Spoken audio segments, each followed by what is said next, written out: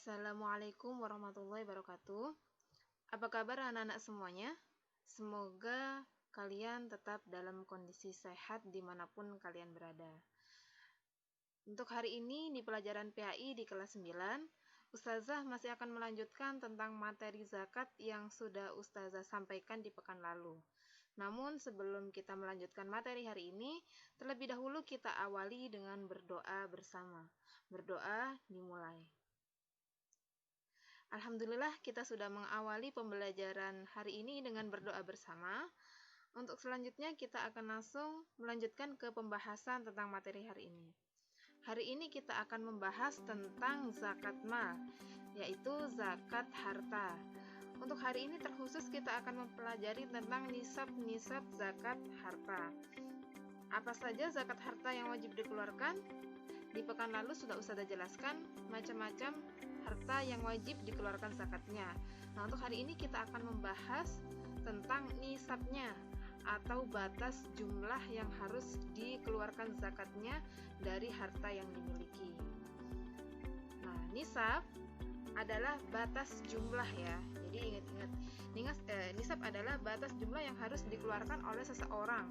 Jika harta seseorang itu belum mencapai batas jumlah tersebut atau belum mencapai nisabnya, walaupun sudah dimiliki dalam waktu 1 tahun, maka tidak wajib mengeluarkan zakat. Nah, sedangkan nisab zakat mal atau nisab zakat harta itu berbeda dari setiap harta yang dimiliki, tergantung nanti jenis hartanya. Kita masuk ke yang pertama, yaitu zakat mal, emas, perak, dan uang. Nah, seperti yang tertera di dalam video yang sudah Ustazah cantumkan di dalam tabel, di sini ada 3 benda, yaitu yang pertama emas, yang kedua perak, dan yang ketiga adalah uang. Nah, kita membahas tentang nisabnya terlebih dahulu. Untuk emas, batas jumlah minimal yang harus dimiliki untuk bisa mengeluarkan zakatnya adalah sebesar 20 miskol atau setara 85 gram kalau di Indonesia ya. Ini batas minimal atau nisab dari emas. Sedangkan nisab perak adalah 200 dirham atau setara dengan 624 gram. Dan untuk nisab uang, nah nisab uang ini adalah ketika uang itu sudah setara dengan jumlah 85 gram. Jadi kalau misalnya ada seseorang mempunyai uang yang jumlahnya sudah sama dengan 85 gram ketika diuangkan, maka seseorang tersebut wajib membayar zakat. Nah, dari ketiga-tiganya ini, emas, perak, dan uang, jumlah zakat yang harus dikeluarkan adalah sama jumlahnya, yaitu 2,5% dari harta yang dimiliki. Nah, ini adalah zakat yang harus dikeluarkan. Banyak zakat yang harus dibayar. Dan waktunya kapan untuk mengeluarkan zakat mal ini? Zakat mal, emas, perak, dan uang, yaitu setelah 1 tahun dimiliki ya. Jadi dari zakat dan waktunya sama, namun nisabnya yang berbeda. Ini adalah yang pertama tentang emas, perak, dan uang. Yang kedua yaitu zakat binatang ternak. Ada beberapa binatang ternak yang wajib dikeluarkan zakatnya. Yang pertama adalah unta, yang kedua adalah sapi atau kerbau, dan yang ketiga adalah kambing atau domba. Nah, dari setiap masing-masing hewan ternak ini mempunyai nisab yang berbeda-beda. Nah, yang pertama adalah unta. Nisab unta adalah 5 ekor. Jadi kalau seseorang sudah mempunyai unta sejumlah 5 ekor, minimal 5 ekor, maka sudah wajib mengeluarkan zakat. Kalau baru cuma punya 4 ustazah, ya berarti belum wajib. Kalau seseorang punya unta jumlahnya 4, berarti belum wajib zakat. Dan waktunya kapan? Waktunya harus setelah dimiliki selama setahun. Sedangkan nisab sapi atau kerbau berapa? Yaitu 30 ekor. Jadi kalau sudah punya sapi atau kerbau sejumlah 30 atau lebih, maka wajib dikeluarkan zakatnya. Dan selanjutnya kambing atau domba, yaitu nisabnya adalah 40 ekor gitu ya. Jadi kalau sudah punya kambing atau domba sejumlah 40 atau lebih gitu, maka wajib dikeluarkan zakatnya. Nah, dari ketiga-tiga hewan ini, dari unta, sapi atau kerbau, dan juga kambing atau domba, semuanya waktunya sama, yaitu ketika 1 tahun dimiliki. Jika ada seseorang yang sudah mempunyai unta sejumlah 5 atau lebih, namun saat itu untanya belum berumur belum berumur 1 tahun, misalnya baru beli unta, dan ketika di bulan kelima untanya sudah banyak, sudah ada 10 gitu ya, maka tidak wajib mengeluarkan zakat karena kepemilikan itu minimal harus setahun. Nah, untuk jumlah yang dikeluarkan zakatnya berapa? Jumlahnya nanti sangat banyak variasinya ya, tergantung gitu. Tergantung seberapa banyak yang dimiliki. Jadi kalau seseorang itu mempunyai 5 unta, maka yang dikeluarkan zakatnya berbeda dengan seseorang yang mempunyai 10 unta. Dan pasti juga akan berbeda yang dikeluarkan zakatnya dengan orang yang mempunyai 15 unta. Nah, karena sesuai dengan jumlah itu, maka nanti silakan dicek di buku PAI, silakan dibuka buku PAI-nya halaman 58 dan nanti silakan dibaca di situ. Karena banyak jumlah yang harus dikeluarkan zakatnya tergantung dari jumlah berapa binatang ternak yang dimiliki oleh seseorang. Bahkan di situ dijelaskan bahwa umur binatang ternak dari unta, sapi, sampai kambing itu juga berpengaruh terhadap jumlah hewan yang harus dikeluarkan zakatnya. Ini terkait nisab binatang ternak. Yang ketiga yaitu nisab zakat hasil bumi. Hasil bumi ini apa aja? Tanaman gitu ya, semua tanaman dari makanan, bahan makanan ataupun juga buah-buahan gitu ya. Nah, dari hasil bumi ini gitu, berapa nisabnya, yaitu ketika sudah mencapai 5 wasak atau 750 kilo atau setara juga 930 liter. Jadi kalau misalnya seseorang panen buah atau panen tanaman yang jumlah panennya 750 kilo, maka dia wajib mengeluarkan zakatnya. Yang selanjutnya adalah zakatnya berapa banyak? Tergantung ternyata ya, tergantung pengairan tanaman tersebut. Ketika selama menanam tanaman tersebut diairi dengan hujan, misalnya banyak pengairannya itu dari hujan atau dari sungai yang di samping sawah atau dari sumber air di daerah tersebut gitu ya, sehingga pengairan itu tanpa biaya sendiri, maka zakatnya 10%. Namun ketika menanam tanaman tersebut ternyata pengairannya banyak mengeluarkan dari biaya pribadi, maka zakatnya cukup dengan sejumlah 5%. Jadi zakat yang harus dikeluarkan tergantung dari pengairan yang dilakukan ketika tanaman tersebut tumbuh ya, apakah mengeluarkan biaya ataupun tanpa biaya. Ini adalah jumlah zakat yang harus dikeluarkan. Nah, untuk waktunya yaitu pada waktu panen. Nah, beda dengan hewan ternak tadi ya, beda juga dengan emas dan perak. Jadi kalau hasil bumi ini zakatnya adalah setiap kali panen. Kalau ternyata dalam 1 tahun itu panennya 2 kali, maka zakatnya pun 2 kali. Yang penting catatannya adalah mencapai nisab ya.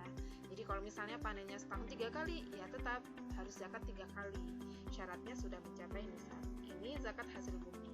Selanjutnya yaitu zakat perusahaan perniagaan.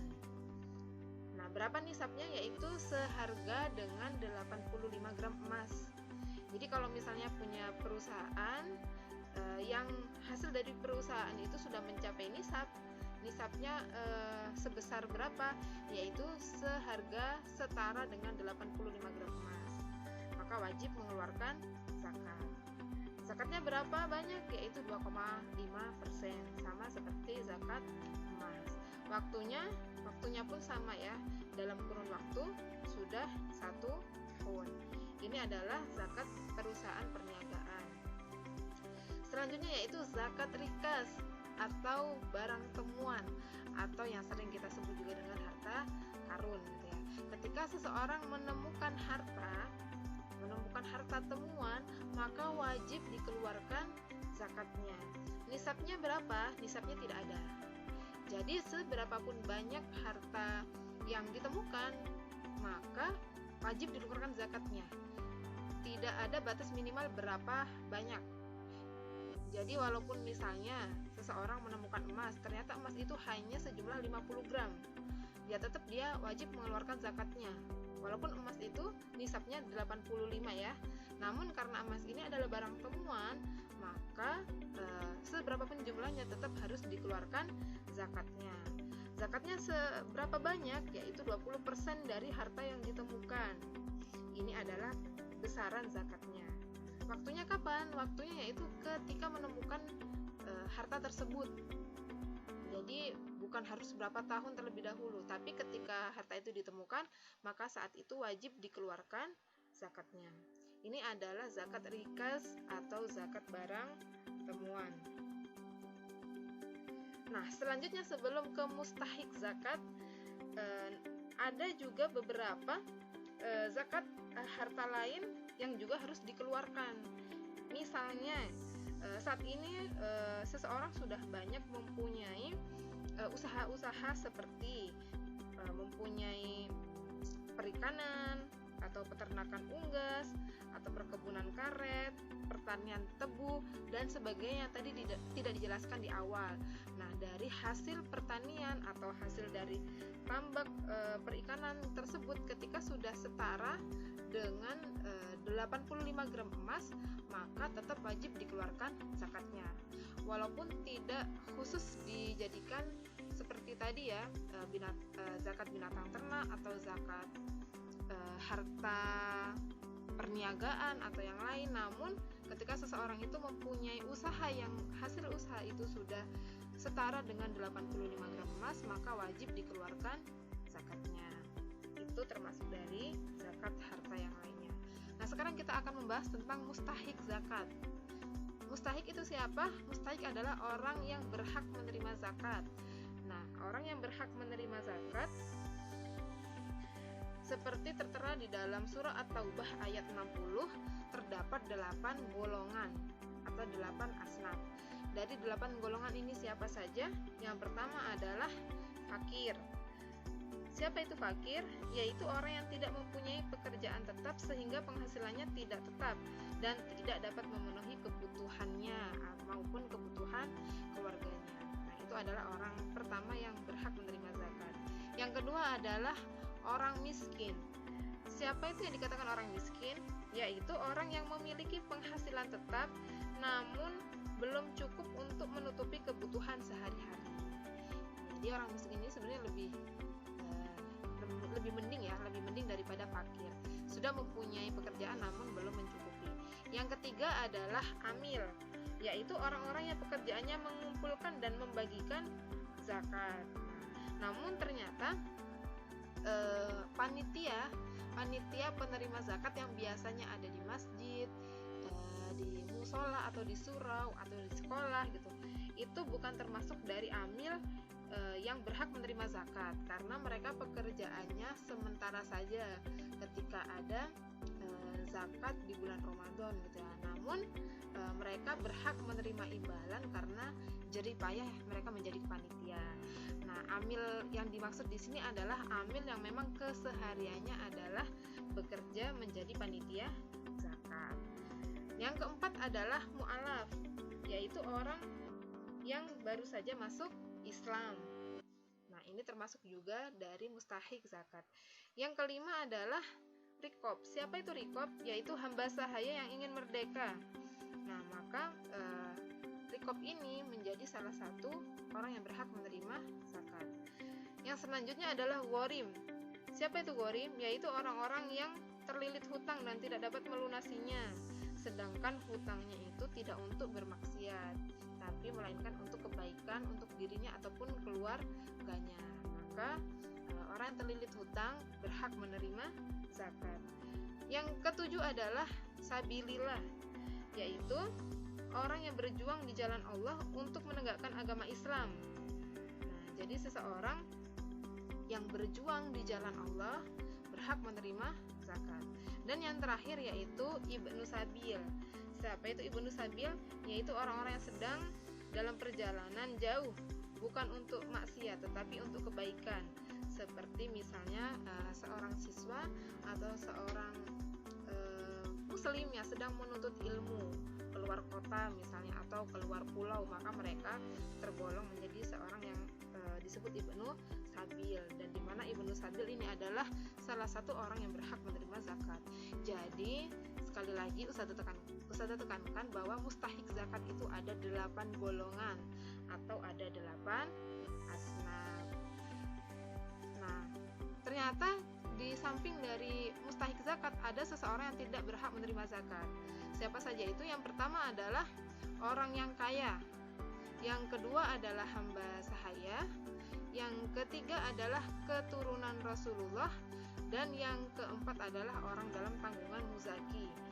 Maksudnya siapa? Yaitu ketika seseorang itu masih dalam tanggungan orang lain, yang orang lain tersebut termasuk orang yang berhak membayar zakat.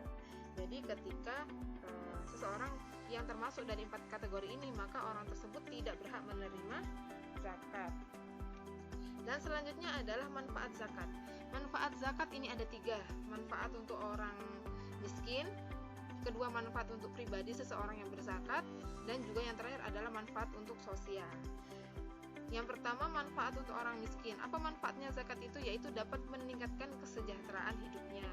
Karena zakat ini memang fungsinya adalah untuk membantu orang yang kesusahan. Jadi orang yang berpunya atau orang yang mempunyai kelebihan harta mengeluarkan hartanya, dan hartanya diberikan bagi orang yang kekurangan atau orang miskin. Dan yang kedua adalah manfaat untuk pribadi yang berzakat. Apa saja manfaatnya? Yang pertama, bisa melaksanakan kewajiban. Jadi seseorang dengan berzakat dia sudah melaksanakan kewajibannya. Yang kedua yaitu sebagai tanda syukur kepada Allah atas setiap rezeki yang diperoleh atau yang diterima. Yang ketiga yaitu bisa menyucikan diri dan hartanya. Ini manfaat bagi orang yang zakat ya, suci jiwa dan juga harta. Dan yang keempat adalah bisa terhindar dari sifat kikir dan tamak. Nah, ini adalah 4 manfaat khusus bagi seseorang yang mengeluarkan zakat. Dan yang terakhir yaitu manfaat untuk sosial. Nah, apa sih manfaat zakat untuk sosial itu?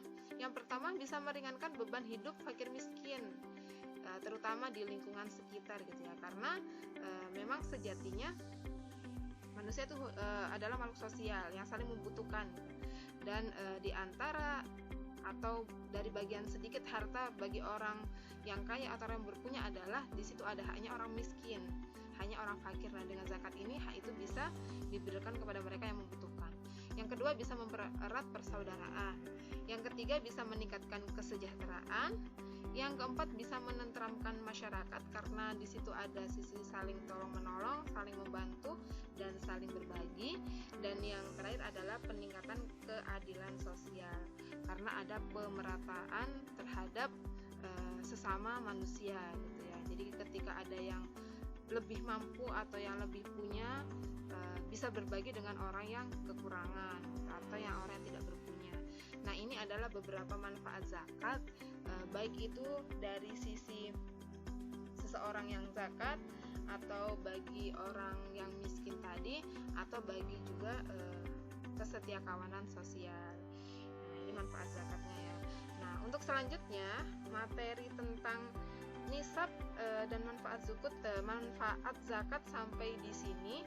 Untuk bagaimana cara menghitung zakat nanti Ustazah akan sampaikan di pekan depan. Nah, untuk selanjutnya Ustazah akan berikan tugas hari ini, dan tugas hari ini diambil dari materi pekan lalu dan materi hari ini. Jadi silakan dipahami lagi materi-materi yang sudah Ustazah sampaikan, yang Ustazah berikan. Jika lupa dan jika belum paham, silakan dilihat lagi video yang pekan lalu. Dan kalau masih belum paham atau mendapati kesulitan, nanti silahkan bertanya ke Ustazah. Nanti insya Allah Ustazah akan membantu menjelaskan kembali terkait materi hari ini. Nah, jangan lupa nanti tetap teliti dalam mengerjakan tugas dan juga tepat waktu. Ingat, dilihat deadline-nya kapan tugas itu maksimal dikerjakan. Jangan sampai terlewat. Dan yang penting jangan lupa berdoa agar Allah selalu mempermudah kalian dalam segala urusan kalian, terutama dalam menuntut ilmu. Semoga Allah memberikan kalian ilmu yang bermanfaat dan tetap diberikan kesehatan dimanapun kalian berada. Ustazah akhiri untuk materi hari ini. Terima kasih. Assalamualaikum warahmatullahi wabarakatuh.